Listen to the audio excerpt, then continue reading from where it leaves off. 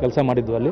ಅದೇ ಪಾಯಿಂಟಲ್ಲಿ dead body ಮೇಲೆ ಬಂತು. ಅದು ಮೇಲೆ ಬಂದಾಗ ಮುಖ ಮೇಲ್ಗಡೆ ಇತ್ತು. ಅದು ನಮಗೆ ಅದು ನಾವೇ ನಮ್ಮ ಸಿಬ್ಬಂದಿ ನೋಡಿದ್ದದು. ಯಾರೋ ಬ್ಯಾಕ್ ಡೈವ್ ಸ್ವಿಮ್ ಮಾಡ್ತಾ ಇದ್ದಾರೆ ಅಂತ. ನಾನು ಯಾರು ಸ್ವಿಮ್ ಮಾಡ್ತಿದ್ದಾರಲ್ಲ ಇಲ್ಲಿ ಅಂತ ಅಂದರೆ ನಮ್ಮ ಎದುರಿಗೆ ಬಂದ ತಕ್ಷಣ ಮೇಲೆ ಬಂದುಬಿಡ್ತದೆ.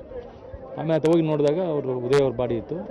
ಕೂಡಲೇ ಅವರನ್ನೆಲ್ಲ ಶಿಫ್ಟ್ ಮಾಡಿ ನಾವು ಅವ್ರಿಗೆ ಹ್ಯಾಂಡ್ ಓವರ್ ಮಾಡಿದ್ವಿ ಪೊಲೀಸರಿಗೆ. ಕ್ರಮ ಕೈಗೊಳ್ತಾ ಇದ್ದಾರೆ. ಬಾಡಿ ಆಗಿ ಸ್ವಲ್ಪ ಸ್ವೆಲ್ಲಿಂಗ್ ಇದೆ, ಸ್ವಲ್ಪ ಊದ್ಕೊಂಡಿದೆ. ಅದರ್ವೈಸ್ ಎಲ್ಲ ಏನು ತೊಂದರೆ ಆ್ಯಸ್ ಇಟ್ ಈಸ್ ಇದೆ. ಈಸಿ ಇಲ್ಲ, ಆ ಥರ ಏನಿಲ್ಲ.